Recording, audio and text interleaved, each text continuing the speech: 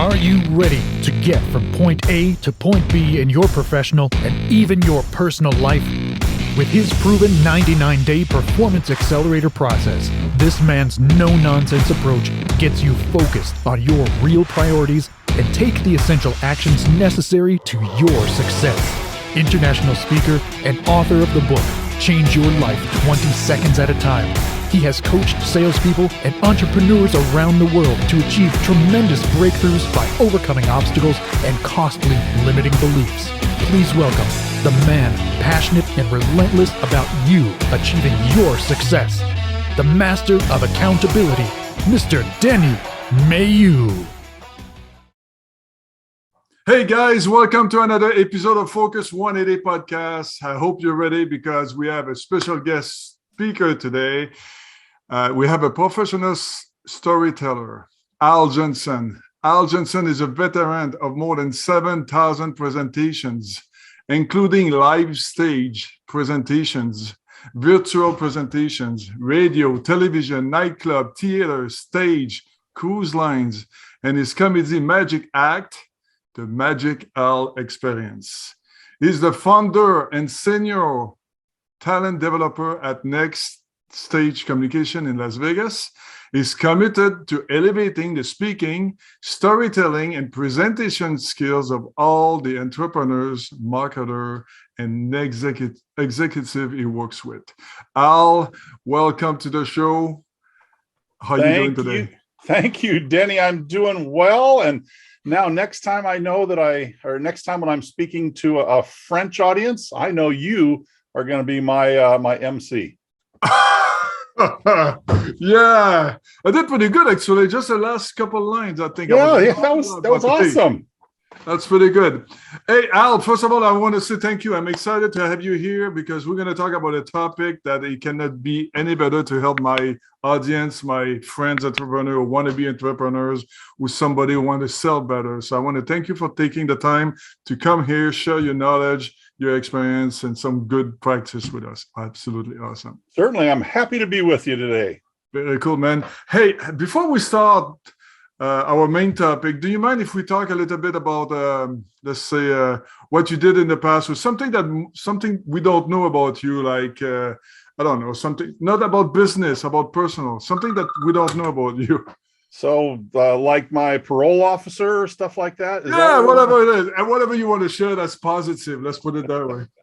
Okay, well, I'll share something that not a lot of people know. I retired from the real world in 2005, moved to Las Vegas, and within a couple of years, I was the president of the local Las Vegas chapter of the International Brotherhood of Magicians. So not only was I president of the International Brotherhood of Magicians in Las Vegas, I also had my own magic act. You referenced it in the introduction, called the Magic All Experience. Now, it started as a show for first, second, and third grade kids. But before I knew it, I was performing in theaters and in nightclubs and in showrooms, and then even on cruise ships around the world. So the Magic All Experience was a great entree into my retirement life. Very good. Interesting. So if you don't mind to share a little bit of your work experience before, what did you do? I know you said you work on a cruise ship before you became starting your own business. Well, throughout my adult working life, I had really two industries that I was working in.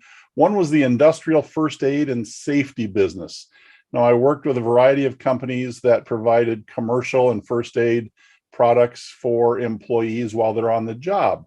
You know, these first aid kits are in the warehouse or by the assembly line, they're in restaurant kitchens, things like that. And I had an opportunity to work real hard and to get a name in that particular industry. So industrial first aid and safety. And then I left that to open my own company called Home Instead Senior Care, where we provided home care services to the elderly. Now, that was in Southern California. I had 3 office locations in and around the Los Angeles area. And I had about 150 employees at the max. So That was a phenomenal experience. Number one, from a heart perspective, knowing that we could help aging people stay in their home. And number two, from a financial perspective, it was really financially lucrative and ultimately allowed me to retire at age 47. Nice. I didn't know that about you. Cool. Thank you for sharing. So Yeah. let's talk about your business right now, because that I know a little bit. That's why I met you a few years in Vegas, a few years ago. What is it? I mean, how did you get started? Tell us a little bit about it. So here's the thing. My company is called Next Stage Communications, and we work with aspiring and emerging speakers to elevate their skills in speaking, storytelling, and presentation skills. And in about 2016, I looked at my calendar and I thought, I have 16 mentoring meetings this week with people in Toastmasters. Now, if you're not familiar, Toastmasters is an international nonprofit organization dedicated to helping individuals improve their speaking. I've been in that since 1988, and I found myself mentoring 16 aspiring speakers. I'm thinking 16 hours this week working with aspiring speakers, maybe even a few more hours than that. I thought, man, there's significant demand for this. Maybe, just maybe, I could make a buck doing this. Yeah. So 2017, I hung out a shingle and said, okay, now here I am. I'm working with aspiring and emerging speakers to help them elevate their skills. And by the way, you got to pay me for it now. So that's what I started 2017. And I've been picking up more clients, every week, every month, every year. And I'm not a huge conglomerate. It's just me. I just work with individuals, and I've got a nice little business going here now. People who want to become more effective communicators are willing to spend a couple of bucks. So that's my business, and that's how I got into it. And it's working very well. Good. Very good. Thank you. Hey, I heard you say that before. You said every entrepreneur has the power to make an impact around them. What impact do you do? What do you want to do what impact do you want to make to other people? Well, I'm going to call it a superpower is meeting aspiring speakers where they're at. So I am not like these other guys, Tony Robbins and all these other, super mega successful and powerful people. I don't have a roadmap, and here everybody needs to follow this roadmap. Everybody needs to be just like me. No, I meet my clients exactly where they're at. Some of them are interested in doing virtual presentations with PowerPoint. Others are interested in getting up on a live stage, telling their story. Others are interested in going to conventions and trade shows and doing keynote speeches or breakouts or things like that. So wherever my clients are, that's where I like to meet them and help them accomplish what it is that they want to accomplish. Now, some people want to go to work maybe for a seminar company, and they want to have the speaking and training skills to work for like a Fred Pryor. I don't know if that's the name of the company anymore, but there's a number of these seminar training companies, and if you want to work on that, I'll help you, make that a reality. You want to be a stage speaker, I'll help you with that. So wherever you're at, I can help you elevate your skills to just knock them dead wherever you want to be. So I'm not creating a bunch of mini me's. I'm creating a bunch of rock star speakers right where they're at. Yeah, you talk about speaking from the stage. What do you think is so important? Because I hear that a lot too, speaking from the stage, you see you making more money, but what, in your opinion, because you train a lot of people, what do you think is important to be right there on the stage, to be on top? So you, me, probably everybody listening to this has made a sales call in the past where you call up, you make an appointment, you struggle to get the appointment, you show up for the appointment, you sit down across the desk with your prospective client, and you tell them why you have a product that would help them and how you can help them. And you go through the whole sales presentation, and you burn probably 6, 8, 10 hours between setting the appointment, preparing for the appointment, going to the appointment, delivering the content, and then maybe do some follow-up. So you spend a lot of time for one impression with one prospective client. But when you speak from the stage, it's you speaking to many people. 10, 20, 50, 100,000, or maybe even more than 1,000 people in the audience. So you get a chance to share your expertise, to develop knowability, likability, and trust, and help your audience members understand what you do, how you can make an impact on their lives or in their business. So, Denny, it's really a matter of switching from one-to-one to one-to-many. It's so much more economical. And if you've got an audience of 500 people, maybe there's 50 or 100 or maybe even 200 people that aren't really your prospective target customers. Yeah. But there are 300, 400, maybe 450 people in that audience who are a target audience. So it's just a matter of economy. You can get your message out to so many more people than doing the one-on-one thing. Good. I like the fact, because you say, oh, I understand this. You talk to the stage, you should have a better closing rate. So tell me, because you're a storyteller in the sales process or whatever, why people should learn from you, from anybody else, to tell a story, because story sells. It's not a product, right? We both agree on that, right? Oh, absolutely. Absolutely. Stories are sticky. So how do we get a good how do we become a good storyteller? Well, that's another question. How do you become a good storyteller? Let me talk first about why stories are so important. Can I do that? Oh, no, you do what you want, my friend. Okay. All right, well, we'll Thank start you. there. I ask you 2 questions. That's good. Go ahead. We'll start with why stories are so important. Because if you get up on stage or you get in front of anybody and you talk about charts and graphs and percentages and ratios and diagrams, all that kind of stuff, you're going to put your audience to sleep in no time. But if you tell a story, now your story can include facts and figures and details and things like that. But a story is what connects with your audience. You see, we as human beings, we are hardwired for story. We love hearing a story. We love reading a story. We love watching a story on the screen. So stories connect us. When you go to a movie or you read a book, you go, oh man, I know what that person's going through. I can relate to that. I've been through that. Oh, I feel their pain. And that's what connects you as the listener, the viewer, to the speaker or the storyteller, because you can go, oh yeah, I get that. Let's see where this goes. So it's just an innate connection between the storyteller and the audience.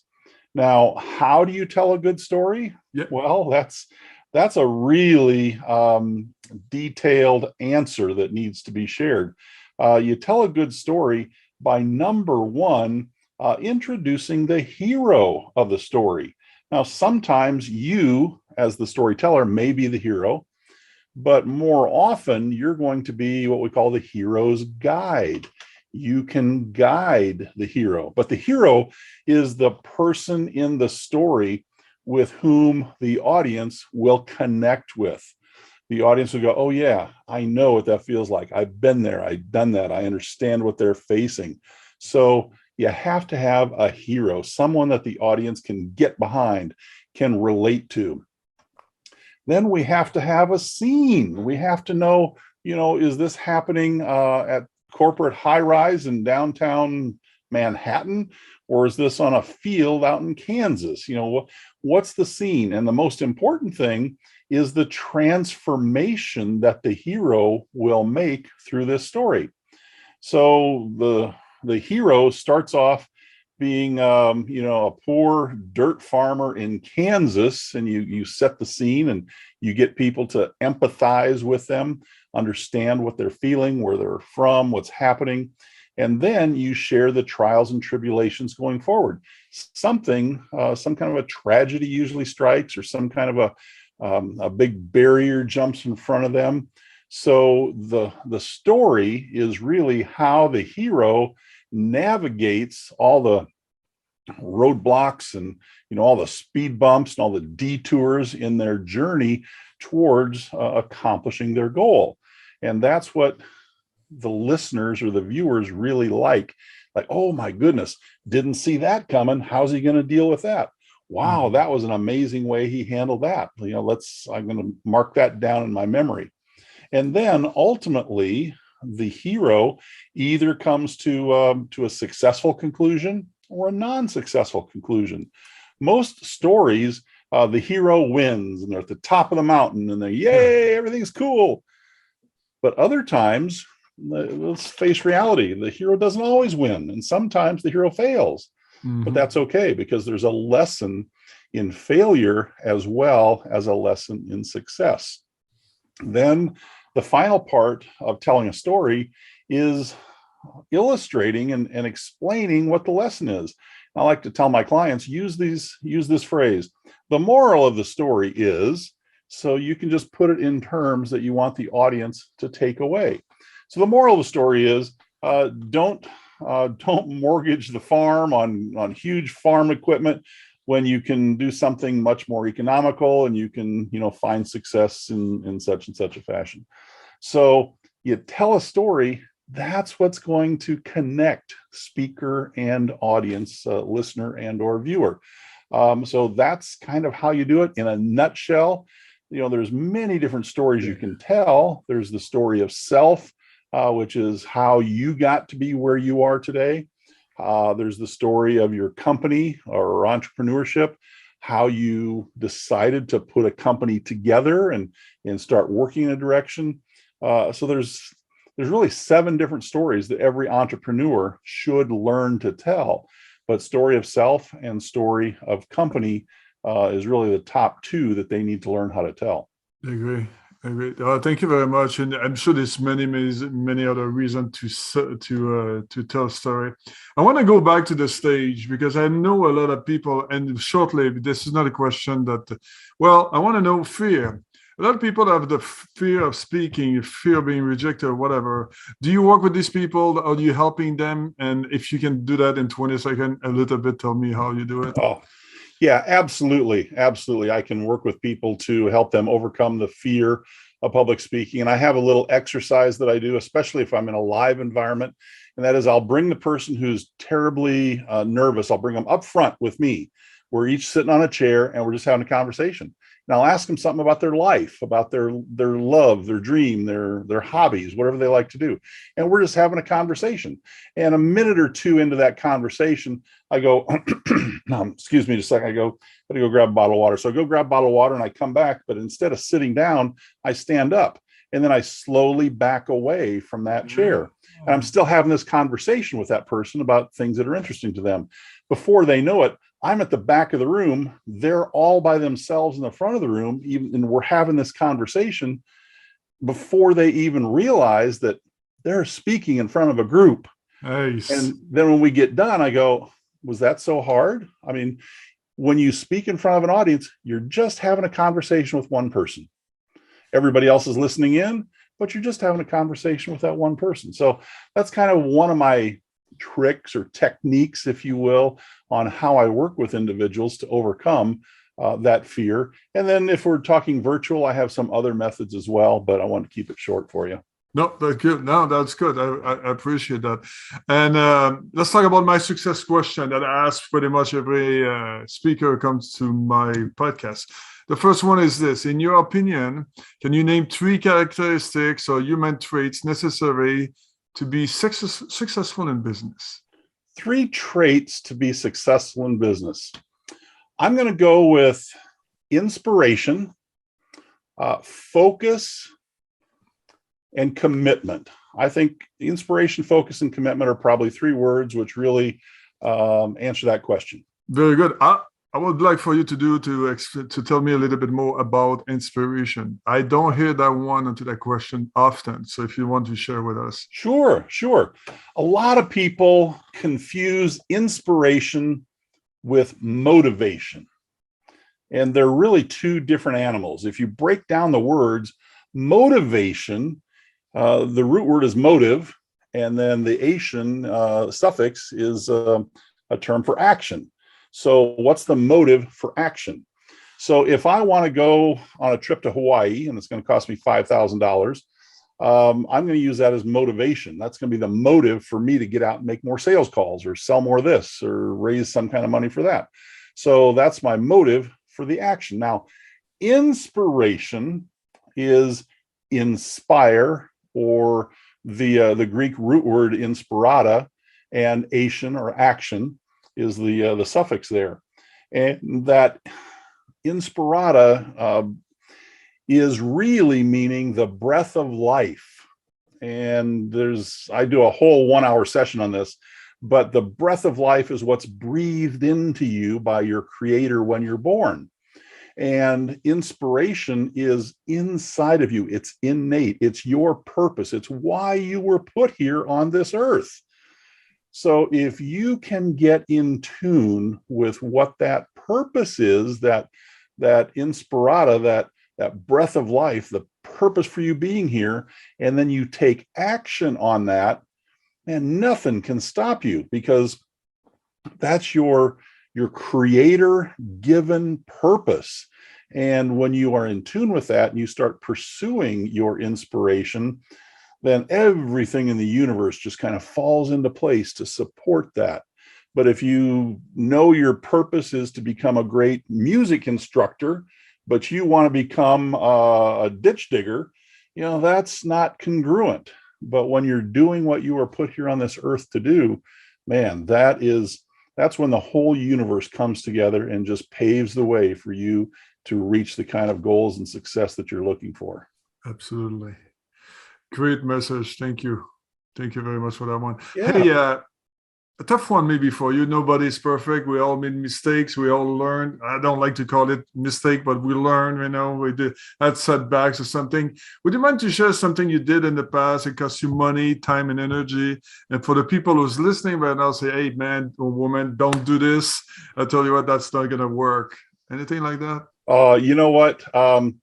If we had 500 different approaches, 499 of them probably wouldn't work for 499 people.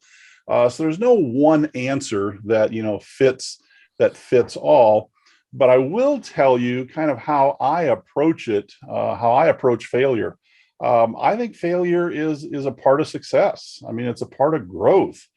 And when I have, and I'm not so sure I like the word failure, but when I have a less than successful experience, I like to look at that and kind of break it down and ask myself, okay, during that event or that whatever I did, I probably did a few little things right.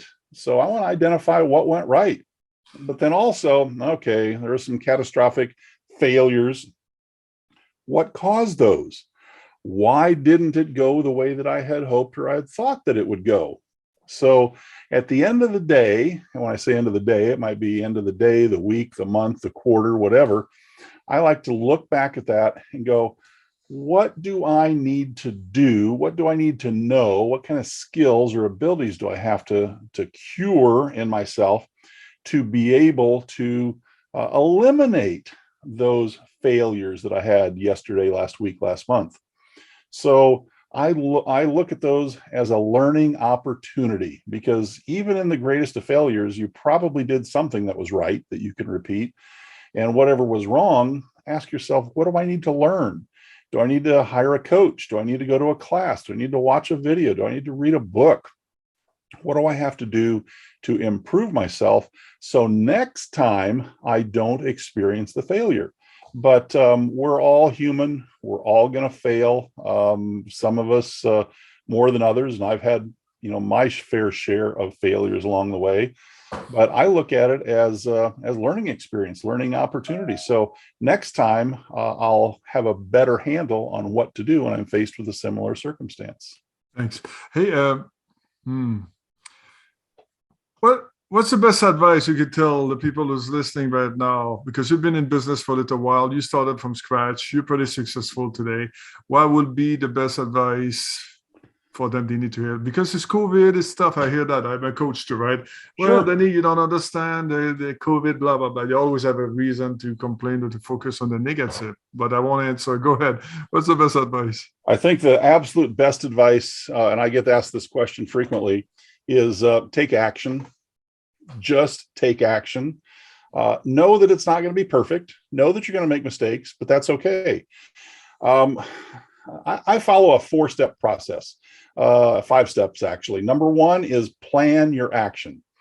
And, a lot of people get bogged down in the planning process. They want to plan for every eventuality. I don't know if maybe this is going to happen or maybe that's going to happen. So I got to plan for this. I got to plan for that. I got to plan for every eventuality. No, you don't, because 99% of the eventualities that you plan for are never going to come to fruition anyhow. But you get out there and you take action. So that's step number 2. First, plan. Second is take action. Just jump in with both feet, even though you might not be 100% ready, because that is going to serve as the foundation for step number 3, which is the evaluation. You ask yourself what went right, because even by mistake, some things are going to go right when you're taking action. Some things are going to go not so well, not so right. Ask yourself what went wrong. What do I need to improve upon? Step number 4 is get to learning. That is, read that book, call that coach, get your coaching session, watch the YouTube video, read the book, whatever you have to do to learn to overcome the issues that you just evaluated from the action you took. And then once you've done your learning, step number 5 is critical, and that is lather, rinse, repeat. That's right. Go back to step number 1. Plan, act, review, learn, and then start all over again. But the real key is in the action, because the action tells you what you need to know. Again, if you get stuck in planning, you're going to plan for 99 eventualities. It'll never happen.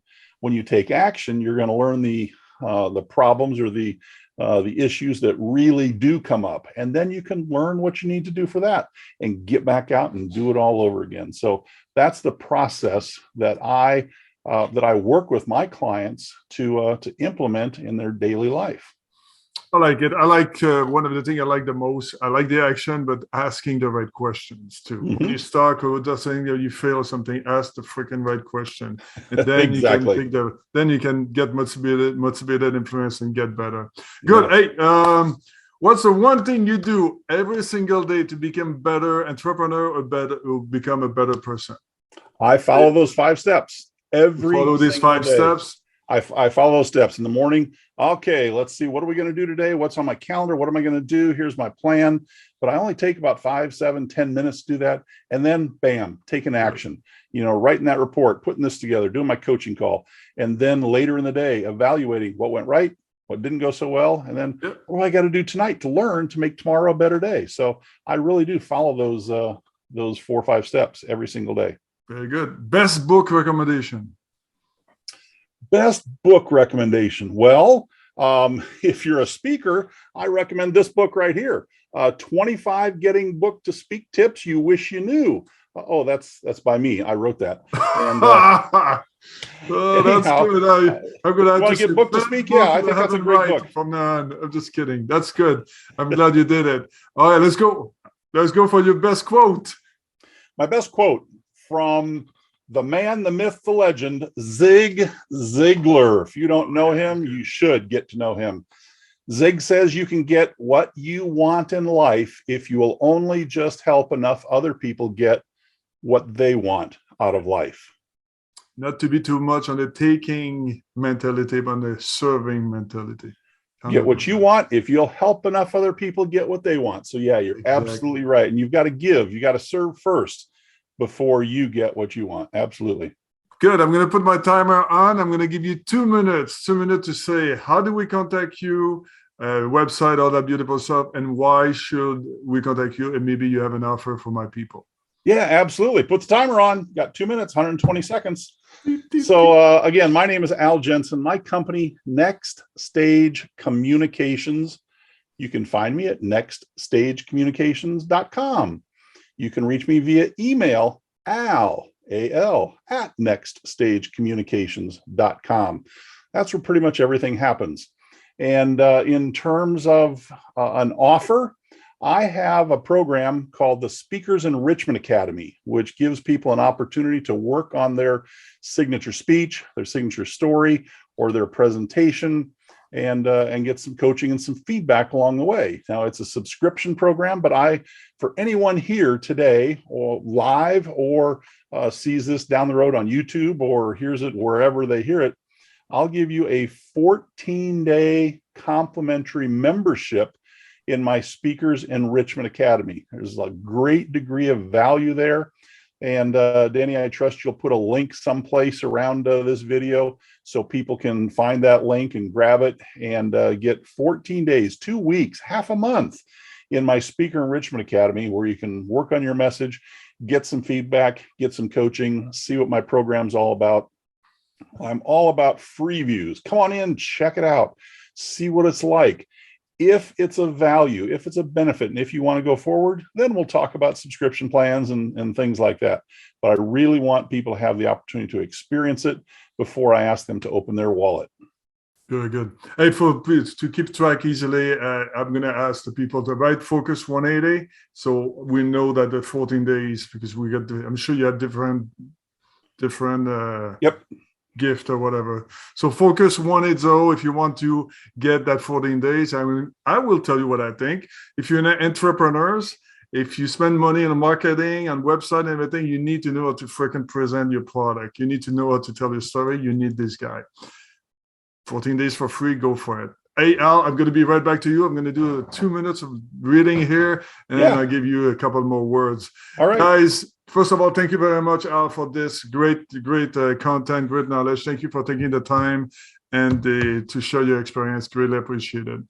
I want to thank everybody else who's listening that now or later. Thank you for listening to us. And if you like it, if you learn anything, any tiny bit, do me a favor, comment, subscribe, and like, or do whatever. Make sure that we get bigger. Put a comment, share it with somebody. The bigger we become, the more people we help, right? So if you want to be a speaker, let's say you're already professional in what you do, you're good at what you do, and you want to be a speaker on this podcast, send an email to zeelall. I'm going to put the email right here, zeelall, and she's going to tell you the process and how to get your bio and the thing get turned on, so you can be here and share your wisdom too. I'm going to give you a few more words before I say stay focused on whatever. So you ready? All right. I encourage everyone to figure out what your story is. If you can't figure it out on your own, find a coach, find someone who can help you identify what your story is, because everybody in the world has hundreds of thousands of choices when it comes to getting service in your particular expertise. How do you set yourself apart from the myriad of other providers? The way you set yourself apart is with your story. People will buy from you because of you when they know you. They've got to know you, like you, and trust you, and that comes through in your story. Figure out what your story is, get some help with it, and tell your story, because that is what's going to make the difference in your business. Very good. Thank you very much again, sir. And guys, I'm going to see you next week or the week after. In the meantime, stay focused on what you really, really, really want. See you. See ya.